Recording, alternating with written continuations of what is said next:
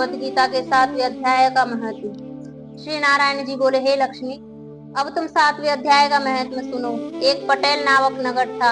वहाँ एक शंकुकर्ण नामक वैश्य रहता था। वह व्यापार करने को नगर के बाहर कहीं परदेश को जा रहा था। रास्ते में शंकुकर्ण को एक सांप से डस लिया, जिससे वह मर गया। तब उसके साथी उसकी दाह क्रिया करके आगे को सुधारे और जब लौट कर घर आए, तब उसके पुत्र ने पूछा, मेरा पिता शंकुकर्ण कहाँ है? तब उन व्यापारियों ने कहा, तेरे पिता को सर्प ने डस लिया था, सो वह मर गया, और यह पदार्थ तेरे ही पिता का है, सो तू ले। 1 करोड़ रुपया दिया और उसकी गति कराने को कहा, क्योंकि वह अधोगति से मरा था।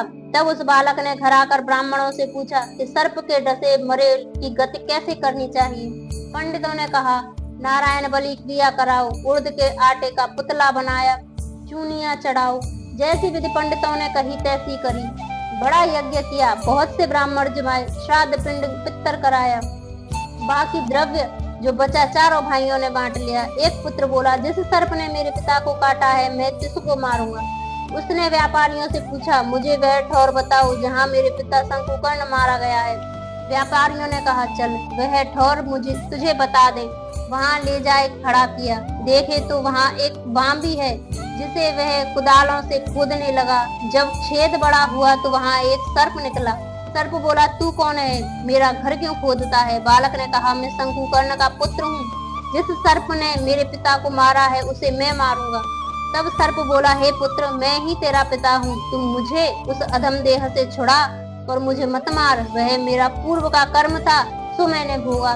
तब पुत्र ने कहा, हे पिता, कोई यत्न बताओ जिससे तुम्हारा उद्धार हो। तब उस सर्प ने कहा, हे पुत्र, किसी गीता पाठी ब्राह्मण को घर में भोजन कराओ और उसकी सेवा करो, जो उसके आशीर्वाद से मेरा कल्याण होगा। तब उस बालक ने अपने घर और नगर में जितने श्री गीता जी का पाठ करने वाले थे, उन सबको बुलाकर श्री गीता जी के 7वें अध्याय का पाठ कराया और उनको भोजन कराया। और जब उन साधु ब्राह्मणों ने आशीर्वाद दिया, तब तत्कालीन वह अधम देह से छूटकर देव देही पाकर विमान पर चढ़कर आकाश मार्ग को जाता, अपने पुत्र को धन्य धन्य कहता वैकुंठ धाम को प्राप्त हुआ। 7वें अध्याय का महत्व समाप्त।